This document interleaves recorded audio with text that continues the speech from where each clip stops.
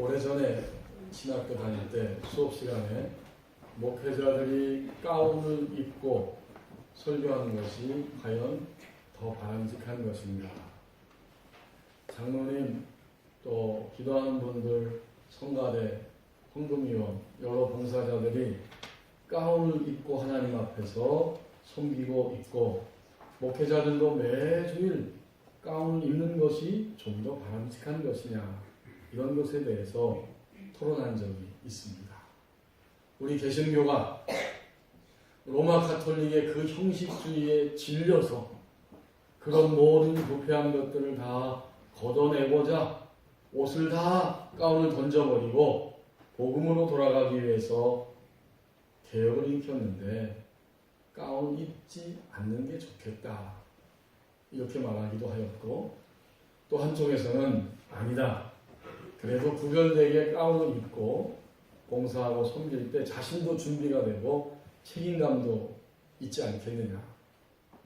길거리에 교통경찰이 사복을 입고 막 일을 하는 것보다 제복을 입고 일을 할 때에 사람들에게 보여지는 면이 훨씬 다르지 않겠느냐, 이렇게 이야기하기도 했습니다. 여러분은 어떻게 생각하십니까? 찬반 양론이 거의 비슷비슷하게 나왔습니다. 그런데 지금은 우리 개신교 같은 경우에는 교회마다 차이가 없습니다.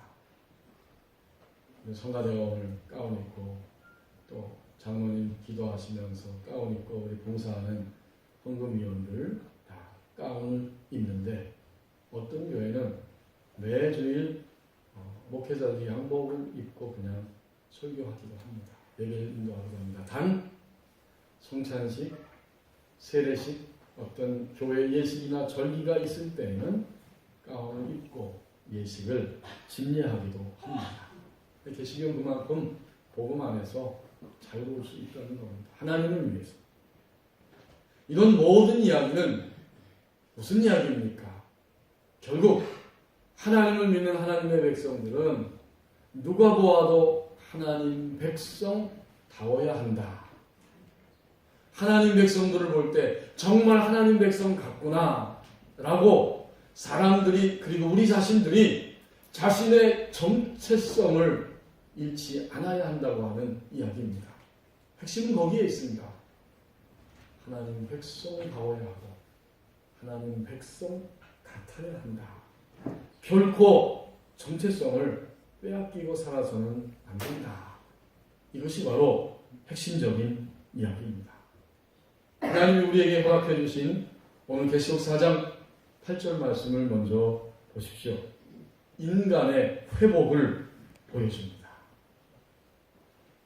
로마 국가의 박해 아래서 믿는다는 것 때문에 고난과 투쟁 속에 있는 하나님의 교회, 7교회와 그리고 이 서신을 기록한 대표적인 하나님의 지도자, 하나님의 사람, 이 사도 요한이 그 믿음 때문에 고통 가운데 있을 때 하나님은 사도 요한에게 다가오셨습니다. 그는 그 믿는다는 것 때문에 박해를 받으면서 구체적으로 요한계시록 1장 9절 말씀에 보니까 바로 반모라고 하는 섬에 갇히게 됩니다. 유배된 겁니다. 계시록 1장 9절에 나 요한은 너희 형제요 예수의 환난과 나라와 참음에 동참하는 자라 하나님의 말씀과 예수를 증언하였으므로 말미암아 반모라고 하는 섬에 있었더니, 반모라고 하는 섬에 갇힌 거예요. 유배된 거죠. 하나님의 성령이 감동하셔서 다가오셔서 현재의 일과 또 과거의 그 모든 모습들을 일깨우시면서 오늘의 환난, 땅의 현실을 말씀해 주시면서 동시에 하늘의 현실을 말씀해 주십니다. 그리고 하나님께서는 마침내 구원을 완성해 가실 것이다 라고 하는 사실을 보여주시고 기록하게 하고 그 다음엔 전달하라고 요한에게 다가오신 거예요. 요한계시록 2장 3장 앞부분에는 현재 고난 가운데 있는, 박해를 당하고 앞으로도 박해가 예상되는 초대 7교회를 그들의 신앙을 다 점검해 주셨고 이제 4장에 와서는 땅의 현실, 달을 딛고 땅에 있지만 동시에 하늘의 현실을 보여주시는 겁니다. 여러분 4장 1절에 이렇게 시작하죠. 이 일 후에 내가 보니 하늘에 열린 문이 있는데 그렇고 땅에 발을 딛고 있지만 그리스도인들은 동시에 하늘을 쳐다보면서 하나님의 나라를 보면서 살아가는 백성이다. 그런 이야기입니다. 그게 하나님 백성의 정체성이라는 거죠. 그래서 하늘문이 열려 있고 하늘의 세계를 눈을 들어 보니까 거기에 보좌가 있고 보좌에 앉아 계신 분이 계시고 하나님이죠. 주변에 네 생물들이 있습니다. 이제 8절 내려와서 보세요. 그 네 생물들이 하늘에 열린 문을 통해서 보니까 하나님 보좌 앞에서 뭘 하고 있었는가? 도대체 우리는 땅에서 지금 반모섬에 갇히고 고통과 압박 가운데 있는데 하늘에 있는 네 생물은 뭘 하고 있는가? 보았더니 하나님을 경배하고 있었습니다. 네 생물은 각각 여섯 날개를 가졌다고 말씀합니다. 그 안팎으로 눈들이 가득하고 밤과 낮 쉬지 않고 그들이 찬미의 노래를 부르는데 그 내용이 나옵니다. 거룩하다, 거룩하다, 거룩하다. 주 하나님 곧 전능하신 이여. 전에도 계셨고 이제도 계시고 장차 오실 이시라. 이렇게 네 생물이 하나님 보좌 앞에서 찬미의 제사를 드리고 있었습니다. 세 번씩이나 반복적으로 거룩하다 거룩하다 하는 것은 최상급의 찬미를 하나님 앞에 드렸다고 하는 의미입니다. 하나님은 거룩하시면서 전능하신 하나님이시다. 지금 그렇게 찬양하고 있죠. 이 말은 사실은 그 당시에 기독교 신앙을 박해하고 있었던 로마 황제들이 자신을 신으로 숭배하도록 강요하면서 황제 숭배 때 하던 이야기입니다. 세상에 인간 왕을 이렇게 노래하게 한 겁니다. 로마 황제 가이사는 우리의 주요 우리의 하나님이다. 이렇게 부르게 만들었어요. 그렇게 하지 않으면 이제 로마 정부의 방해자요 대적자가 되기 때문에 그들을 박해하는 겁니다. 하지만 사도 요한과 그 7교회 공동체 하나님의 백성들은 로마 황제 가이사가 주요 하나님이 아니고 바로 우리가 믿고 고백하는 우리의 하나님 아버지가 전능하시고 거룩하신 하나님이십니다. 이것을 고백했고 네 생물은 지금 하늘에서 그 노래를 부르고 있습니다. 땅의 현실은 고통스럽지만 하늘의 현실은 현재 보니까 하나님을 예배하고 찬양하고 있었던 것입니다. 여러분, 현재가 어려운 것은 사실입니다. 어제도 어떤 분을 만났더니 목사님, 주인이 갑질을 하는데 전세금을 7천만 원을 올려달라고 합니다. 이럴 수가 있습니까? 어떻게 70만 원도 아니고 700만 원도 아니고 우리에게 전세금 7천만 원을 올려달라고 합니까? 이런 이야기하는 것을 들었습니다. 정말 현실이 어렵습니다. 그런데 살짝 고개를 돌려서 과거의 문을 싹 열고 과거를 돌아보면 우리와 우리나라는 지금보다 훨씬 더 어려운 그런 고난의 시간들도 있었습니다. 우리가 또 미래를 바라볼 때에 두려움을 느낍니다. 오늘 내가, 나의 자녀들이, 우리 가족이, 이 땅이 어떻게 될 것인가? 지진은 점점 여기저기서 일어나고 있는데 우리나라와 이 지구촌 전체의 현실 그리고 사실 나 자신은 어떻게 될 것인가? 이러한 미래에 대한 염려 속에 우리가 살아갑니다. 그런데 이게 땅의 현실인데 하늘의 현실을 보니까 내 생물들은 거룩하고 전능하신 하나님이라고 찬양할 뿐만 아니라 8절 하반절에 있는 것처럼 전에도 계셨고 이제도 계시고 장차 구원을 완성하기 위하여 이 땅에 오실 하나님이 계십니다. 이 노래를 부르고 있는 거예요. 그렇습니다. 내 생물이 찬양할 수 있는 근거는 여기에 있습니다. 과거도 현재도 미래도 영원토록 하나님은 신실하시고 변함없으신 사랑의 하나님이십니다. 이게 내 생물의 찬양이에요. 그렇다면 이 내 생물의 모습이 바로 그리스도인 된 우리의 모습입니다. 하나님은 궁극적으로 우리를 회복시켜 가시는데, 온 인간을 회복시켜 가시는데, 이 자리까지 내 생물처럼 하나님을 온전히 찬양할 수 있는 그 자리까지 우리를 회복시켜 주십니다. 이것이 바로 인간을 회복하는 하나님의 손길이에요.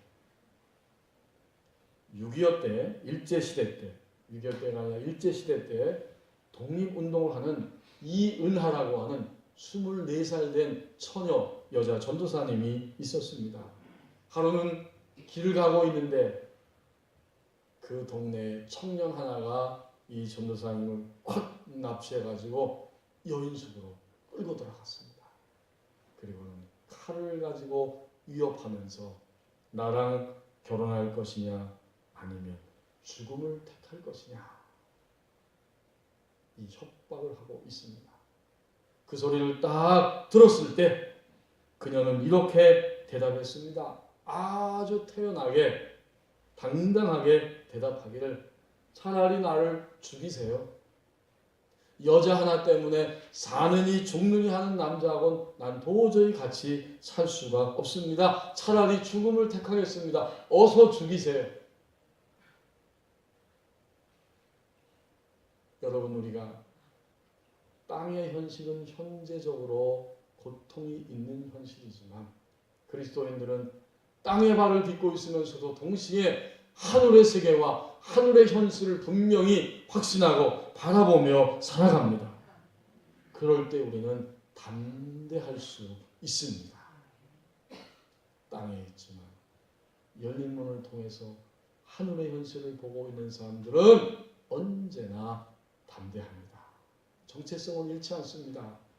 모든 인간, 우리를 여기까지 회복시켜 가시는 것이 하나님의 손길입니다.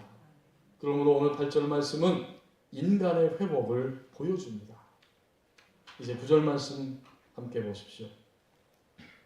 정화되는 감격의 세계를 향하여 갑니다.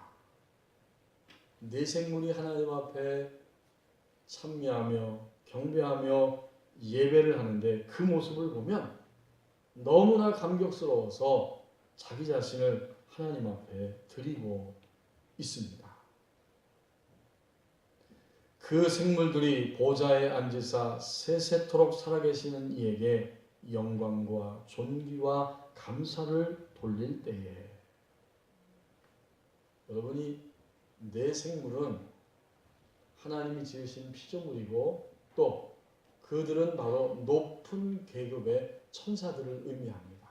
이게 바로 내 생물들의 모습이에요. 이 내 생물들이 하나님 앞에 경배하면서 밤낮 쉬지 않고 전능하시고 거룩하신 하나님을 찬미하고 찬양하고 있습니다. 앞에서는 여러 가지 말로 하나님을 표현했지만 9절 말씀에 보면 그 내 생물들이 보좌에 앉으신 하나님을 한마디로 표현하고 있습니다. 세세토록 살아계시는 이, 영원 무궁하도록 살아계시는 하나님, 그런 뜻입니다. 세세토록 살아계신 하나님. 지난 주간에도 우리 교회 권사님 오빠 되시는 분이 하나님의 부르심을 받았고, 또 우리 교회 집사님의 고모부 되시는 분이 또 하나님의 부르심을 받았다는 소식을 들었습니다. 확실히 인간의 삶은 세세토록 영원 무궁하지 않습니다. 분명한 한계를 가지고 이 땅 위에 살아갑니다. 자, 그런데 오늘 이 높은 계급의 천사들, 내 생물은 하나님만이 세세토록 계시는 이고 영원 무궁하신 분이기 때문에 그분을 노래하고 그렇게 증언하고 있습니다. 이것은 좀 더 실제적인 의미가 담겨져 있어요. 하나님만이 영원하시고 또 영원히 살아계신 유일하신 하나님이기 때문에, 하나님만이 영원한 유일한 가치를 가지고 계신 분이기 때문에 이제는 내가 하나님을 믿는 것을 포기하거나 하나님을 믿는 자리에서 탈락되지 않고 언제나 하나님이 그래, 맞아, 예스라고 하시면 나도 항상 하나님과 함께 예스라고 분명히 말할 수 있는 사람이 되는 겁니다. 그 다음 하나님이 안 돼, 노라고 말씀하시면 소위 요즘 말로 단 1도 망설임 없이 모든 것을 그대로 다 놔버릴 수 있는, 손에 잡았던 것을 하나님이 노라고 말씀하시면 즉시로 다 놔버릴 수 있는 이런 가치관의 변화를 가진 사람이 될 수가 있는 것입니다. 이런 행동이 자연스럽게 점점 흘러나오기 시작합니다. 이게 뭘까요, 도대체? 오늘 이 자리에 예배하는 저와 여러분이 하나님이 예스하면 당연히 우리도 예 그렇습니다 할 수 있고, 하나님이 아니야 하면 즉시로 손을 놔버릴 수 있는 그런 행동이 점점 자연스럽게 나온다면 이 행동이 도대체 무엇입니까? 이것이 바로 정화됨입니다. 순수하게 정화된 거예요. 우리의 속사람이, 우리의 거듭난 영혼이 하나님만이 유일한 분이시고 영원한 가치가 되시는 분이기 때문에 우리는 이제부터는 항상 하나님 앞에서 예수와 너를 분명히 하며 살아갑니다. 그런 상태가 나타날 때 이게 바로 정화된 겁니다. 우리의 속사람이 정화된 거예요. 그렇게 정화된 사람들의 삶 가운데에는 감격이 따라옵니다. 오늘 9절 하반절에서 생물들이 감격스럽게 하나님을 찬양하고 있습니다. 영원하신 하나님, 세세토록 살아계신 하나님을 향해서 감격적으로 그들의 믿음을 노래하고 있는데 구체적으로 어떤 것입니까? 9절 하반절에 보면 세세토록 살아계신 이에게 영광과 존귀와 감사를 돌렸다. 정화되고 그 속에 감격이 있기 때문에 이 네 생물은 영광과 존귀와 감사를 돌립니다. 여러분, 정말 하나님께서 유일하신 하나님이라고 하는 사실, 하나님만이 높임을 받으셔야 된다는 사실을 알기 때문에 하나님 앞에 영광을 드리고, 또 하나님만이 나의 삶의 첫 번째 가치라고 하는 사실을 인식할 때 하나님을 존귀 여기기 시작합니다. 그리고 하나님께서 나의 과거와 현재의 삶을 이미 붙잡고 계셨고, 그래서 미래적으로도 책임져 주실 것이고, 우리를 위하여 새하늘과 새 땅, 이 신천지가 사용해서 그렇지 이 신천지라는 용어는 굉장히 성서적이고 아주 정확하고 좋은 용어예요. 신천지, 새하늘과 새 땅을 우리를 위해 준비해 두고 계십니다. 우리는 베드로 사도의 표현대로 하면 나그네와 행인 같습니다. 우리 새벽기도 때 베드로전서를 함께 말씀을 생각하고 있는데, 그리스도인들이 이 땅에 살아갈 때 나그네와 행인입니다. 행인은 잠깐 여기저기 구경하고 관광하고 지나가는 겁니다. 나그네는 여기에 거처가 있는 것이 아니라 여기에 살지만 궁극적인 거처는 하나님께 있다고 하는 사실, 완성될 하나님 나라가 지금 오고 있다고 하는 이 감격 때문에 오늘이 곤고한 나그네의 삶이라고 할지라도 감사하면서, 이미 지금 여기서 감사하면서 살아갈 수 있습니다. 자, 오늘 이 네 생물의 이 감격스러운 모습이 바로 그 모습이에요. 영광과 존귀와 감사를 돌렸다. 우리의 마음이, 우리의 속사람이 점점 정화되면 하나님을 바르게 인식하고 하나님을 점점 알 수 있기 때문에 이제는 하나님께 영광과 존귀와 감사의 노래를 부르게 됩니다. 우리와 친한 사람, 우리와 차 한 잔 따뜻하게 마실 수 있는 사람들이 있습니다. 그분들과 그 사람들과 만났을 때에 여러분은 그 시간이 결코 지루하지 않을 것입니다. 그리고 그 시간 앉아서 함께 차를 마시고 대화하는 시간 억지로 주리를 틀면서 앉아있지 않을 것입니다. 함께 사랑하고 이해하고 좋아하는 사람들이기 때문에 이것은 당연하고 자연스러운 행동이에요. 이제 하나님을 돌아보십시다. 하나님과 나와의 관계를 점검해 보십시다. 요즘 현재 우리는 하나님을 어떻게 맞이하고 대면하고 있습니까? 하나님을 대하는 나의 태도는 무엇입니까? 정화되면 감격스럽게 하나님을 맞이하게 됩니다. 30년 동안 남편을 위해서 기도했던 한 아내의 기도가 응답되어서 남편이 교회에 나와서 예수님을 구원의 주님으로 영접했습니다. 사람들이 물어봤어요. 아니 어떻게 하루 이틀 3일도 아니고 30년을 견디면서 남편을 위해서 기도할 수 있었습니까? 그 비결이 도대체 무엇입니까? 라고 물어봤다는 거예요. 아내가 대답하기를 내가 그리스도인이 되었을 때 나는 예수님과 사랑에 빠졌습니다. 주님에 대한 사랑으로 인해서 나는 나의 남편에게 원하시는 것이 주님이 나의 남편에게 원하시는 것이 무엇인지를 알게 되었습니다. 라고 고백했어요. 아주 단순하지만 정확한 대답입니다. 그녀도 처음에는 남편에게 교회 가자고 막 이야기하고 간청하고 설교도 하고 요구도 했지만 그럴 때마다 남편은 들은 척도 안 하고 오히려 너나 잘 믿고 잘 살아라 이렇게 부인의 믿음과 생활을 조롱하며 굉장히 힘들게 했다는 겁니다. 그러던 어느 날 아내는 깨달았습니다. 남편의 태도를 보아가면서 사랑하지 말고 남편이 어떠한 태도를 취할지라도 나는 사랑하자. 왜? 주님이 날 그렇게 사랑하셨기 때문에 나도 주님처럼 남편을 사랑하자. 이렇게 깨달았다는 거예요. 그래서 마침내 아내는 30년 동안 한결같이 하루하루 남편을 위해 기도하면서 살 수 있었던 것입니다. 여러분 그렇습니다. 사랑은 결코 없어지지 않습니다. 어디에 나와요? 여러분 잘 아시는 대로 고린도전서 13장 8절 말씀에 보면 사랑은 그치지 않습니다. 사랑은 헛된 것이 아닙니다. 주님의 사랑으로 하는 것은 결코 없어지지 않습니다.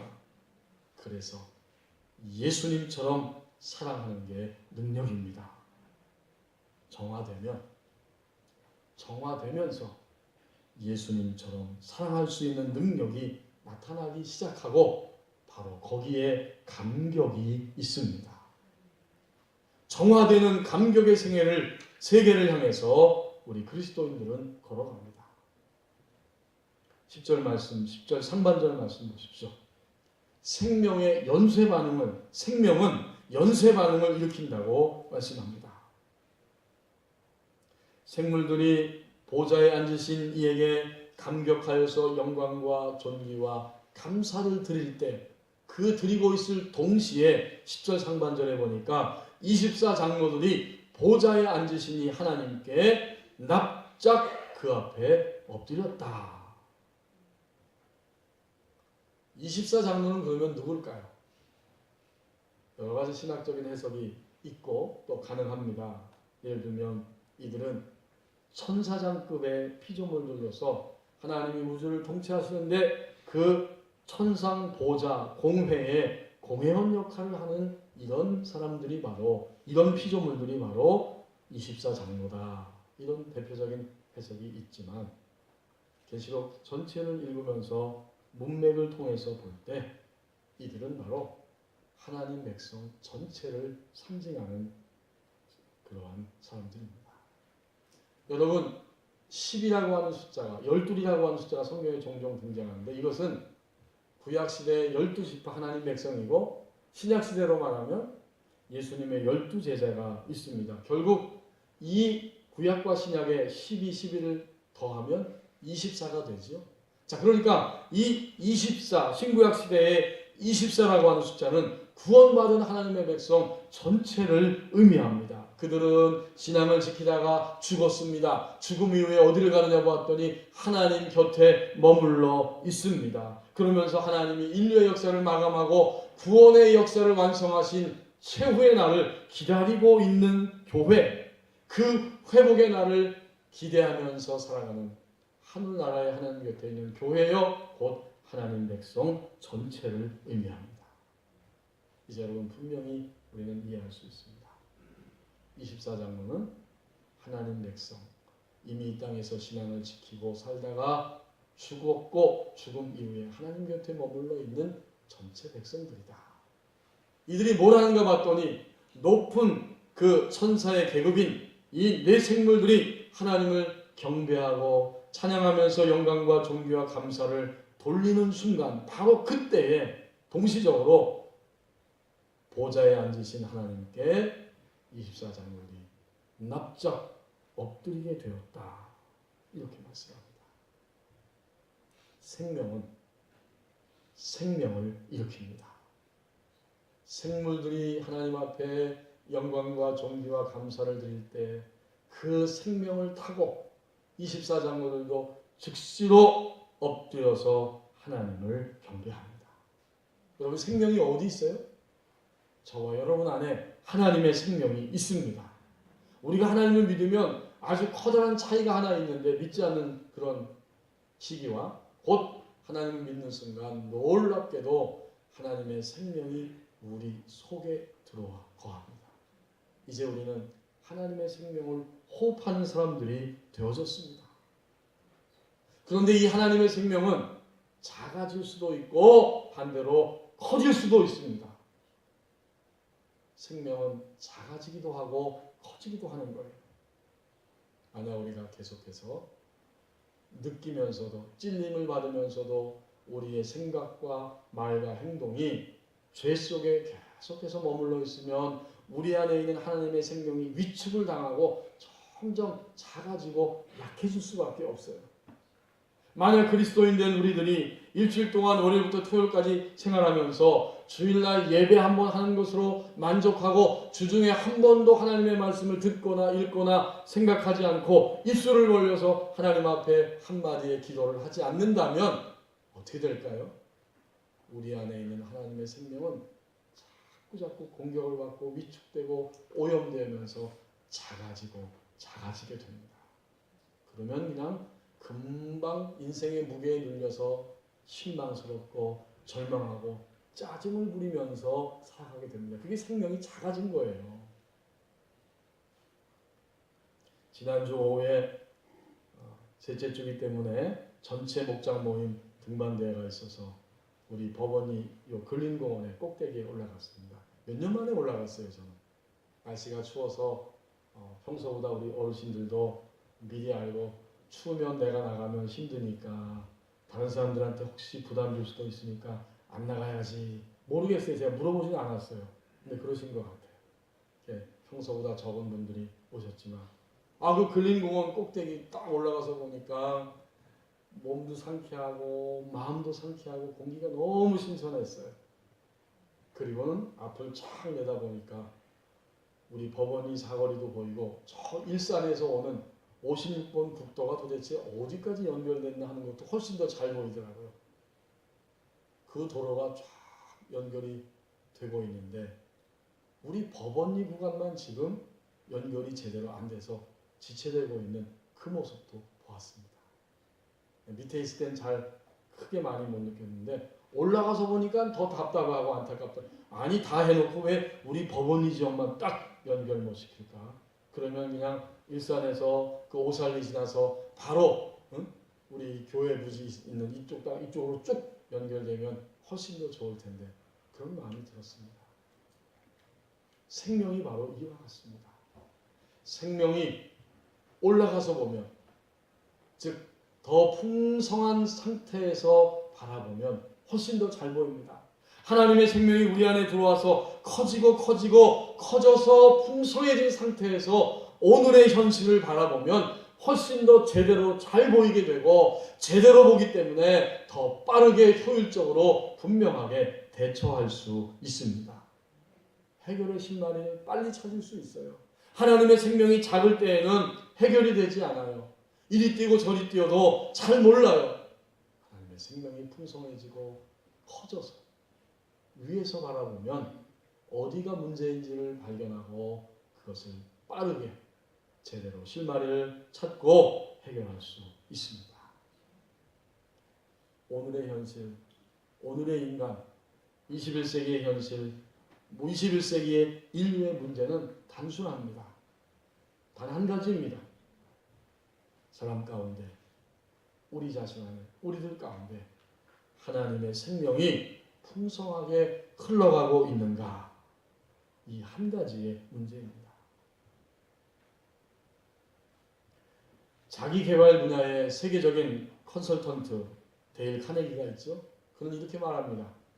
부부와 같이 가까운 관계에 있는 사람들일수록 예의를 갖춰야 한다. 무심코 함부로 던진 말 한마디, 그리고 전혀 생각하지 않고 하는 잔소리와 비난은 지옥으로 가는 지름길이다. 이렇게 말했습니다. 그리고 그의 인간관계론에서 자신이 목도한 한 부부의 이야기를 소개해주고 있습니다. 아내가 이제 어느 날 우리 식으로 말하면 문화센터 같은 데겠죠. 거기에 나가서 자기 개발 프로그램에 참여하고 있었는데 집에 돌아오더니 남편에게 거기서 숙제를 내줬다는 거예요.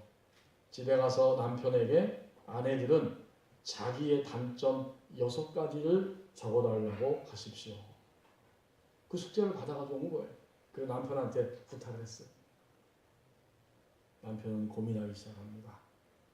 우리 아내 단점이 6가지던가 고민하기 시작했습니다. 그리고 고민 끝에 다음날 아침 아내가 일어나기 전에 6가지의 단점 대신에 붉은 장미 6송이를 아내에게 선물했습니다. 그리고 그 꽃다발과 함께 카드를 썼는데 그 카드에 이렇게 적혀 있었습니다. 당신에게 고쳐달라고 할 6가지 일을 생각할 수 없었소. 나는 지금 그대로의 당신 모습을 사랑하오. 이렇게 적혀 있었어요. 사실 남편의 입장에서는 6가지를 적으라고 하면 적을 수 있겠죠. 하지만 남편은 생각했습니다. 내가 6가지를 찾을 수도 있지만 그거 이전에 아내가 나에 대해서 단점을 적기 시작한다면 수십 가지도 넘을 것이다. 수십 가지가 더 될 것이다. 그는 그렇게 깨달았습니다.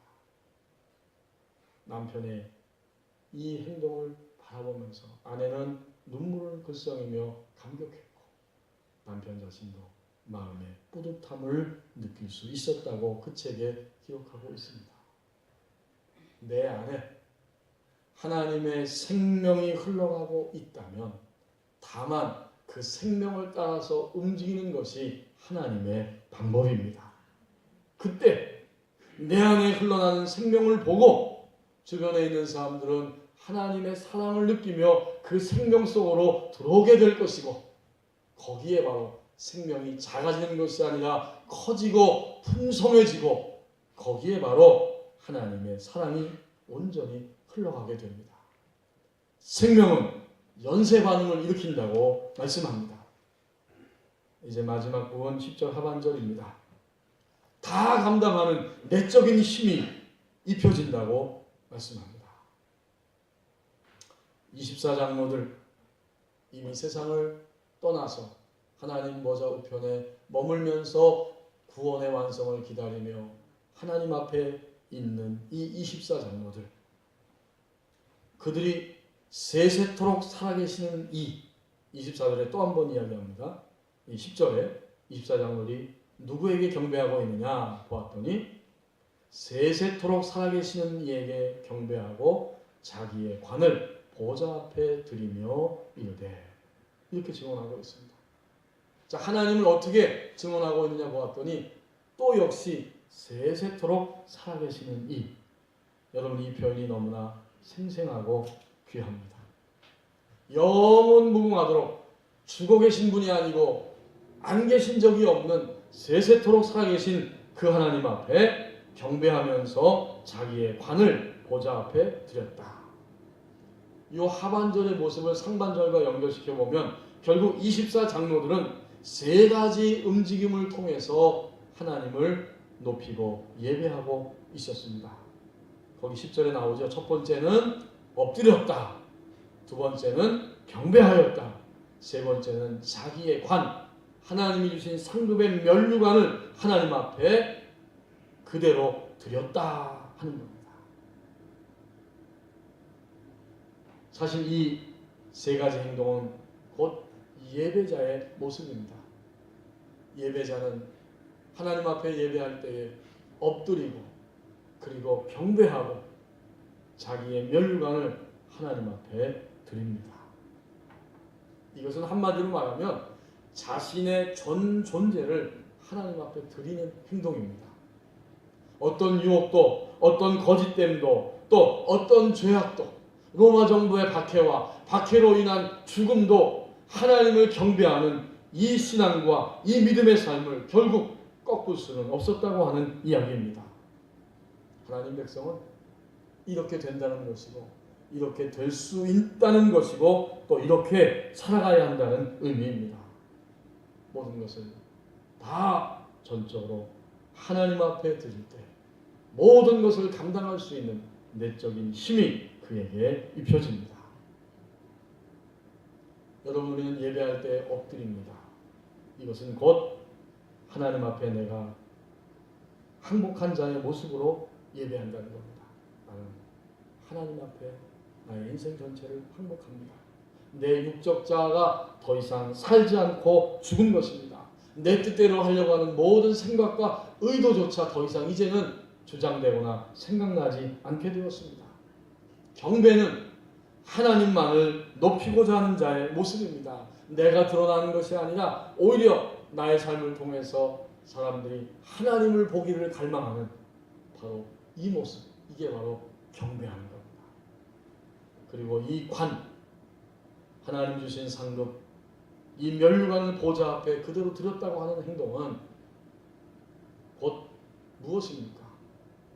이제 그의 인생은 정말로 언제든지 전체를 하나님 앞에 드리게 되고 드릴 준비가, 즉시로 드릴 준비가 되어 있다고 하는 의미입니다. 관을 드리는 것은 그래서 결국 헌신입니다. 헌신. 여러분, 헌신 예배 옛날에 많이 했죠. 근데 그 헌신은 말로만의 헌신이 아니라 이젠 내 시간과 물질과 재능과 인생 전체를 하나님을 위해서 사용하고 쓰고 움직이는 구체적 행동이 바로 헌신입니다. 그게 바로 관을 하나님 앞에 드렸다고 하는 의미입니다. 네, 우리는 공적인 예배 시간에 나오면서 이렇게 엎드려 경배하고 우리 자신을 헌신하는 이런 자세로 하나님 앞에 나오는 것이 우리의 매일매일의 삶 속에서도 바로 이러한 모습으로 살아갑니다. 그때 모든 것을 다 감당하는 내적인 능력이 우리 안에 입혀질 수 있습니다. 우리 교우들이 가끔 그런 고백하는 거 들었어요. 내가 너무 힘들어서 예배 나오고 싶지 않았는데 오늘 예배 나와서 얼마나 다행입니까? 예배 시간에 오기 전에는 자식이 너무 힘들게 해서, 예배 시간에 오기 전에는 가족들이 너무 고통스럽게 하기 때문에, 또는 여러 가지 얽히고 설킨 문제 때문에 나는 이제 더 이상 방법이 없어서 어떻게 할 수가 없다. 요것만 없으면 나의 인생이 꽃피게 될 텐데 요것 때문에 내가 지금까지 평생 시달려왔다. 이제 나는 끝이다. 이런 자포자기하는 심정이었는데 하나님 아버지 앞에 나와 예배하면서 하나님을 대면했더니 놀랍게도 내 생각이 달라지고 내 눈에 비늘이 벗겨지고 내 마음의 감정조차도 새롭게 되어서 내가 얼마나 속아 살아왔던가, 내가 얼마나 눌려 살아왔던가 이것을 깨닫고 다시 새로운 눈으로 하나님을 바라보게 되었습니다. 이런 고백을 성도님들이 종종 하십니다. 하나님 보좌 앞에 나와서 하나님을 대면할 때 모든 것을 다 감당하는 내적인 힘이 그 성도에게 입혀진 겁니다. 예배하는 그 순간에. 세계 제2차 대전이 터졌을 때에 영국의 정부는 국민들이 존경하는 그 영국의 하나님의 사람 윌리엄 템플 감독에게 전쟁의 공포에 떨고 있는 그 영국 국민들에게 라디오 메시지를 전하게 했는데, 이 템플 감독이 메시지를 전하는 첫 번째 마디가 모든 사람들에게 더욱더 신선하고 충격적이었다고 합니다. 국민 여러분, 지금은 다른 어떤 때보다도 전능하신 하나님께 예배해야 할 때입니다. 첫 마디가 그거였어요. 아니, 지금 전쟁이 벌어져가지고 어떻게 될지 모르는데 꼭 딴 나라에 산 사람처럼 이런 메시지를 던진 거예요. 우리 모든 국민들이 마음을 합해야 됩니다. 라든지 이제 국민들 가운데 군대의 자원에 입대해서 우리 나라를 지키고 싸워야 합니다. 이런 이야기를 해야 맞는 그런 시점인데, 오히려 지금이야말로 하나님을 다른 어떤 때보다도 전능하신 하나님을 예배해야 할 때입니다. 이 메시지가 충격적이었습니다. 이것은 우리의 경험입니다. 우리가 아무리 애쓰고 풀려고 해도 풀리지 않고 애를 써도 한계가 있어요. 다만 하나님을 대면하고 예배할 때 드디어 제가 자주자주 함께 나누는 것처럼 우리의 묶임과 매임에서 벗어져 나와서 하나님의 사랑 안으로 점점 들어갈 수 있습니다. 모든 것을 다 감당하는 내적인 힘이 입혀진다고 말씀합니다. 지금까지 우리는 많은 사람들을 만났고 많은 경험 속에 살아왔습니다. 그렇다면 현재 우리의 믿음의 현주소는 어떻습니까? 오늘 나의 믿음의 현주소는 지금 어디에 있습니까? 인간의 회복을 보여주십니다. 정화되는 감격의 세계를 향해 걸어갑니다. 생명은 연쇄적인 반응을 일으킨다고 말씀합니다. 다 감당하는 내적인 힘이 입혀진다고 말씀합니다. 내 생물을 볼 때 하나님의 보좌 앞에서 영광과 존귀와 감사로 경배하고 있는 내 생물을 볼 때에 우리는 오늘을 살아가는 담대함과 믿음과 확신을 가질 수가 있습니다. 이제 우리 함께 180장 찬송 부르고 합심해서 기도하겠습니다.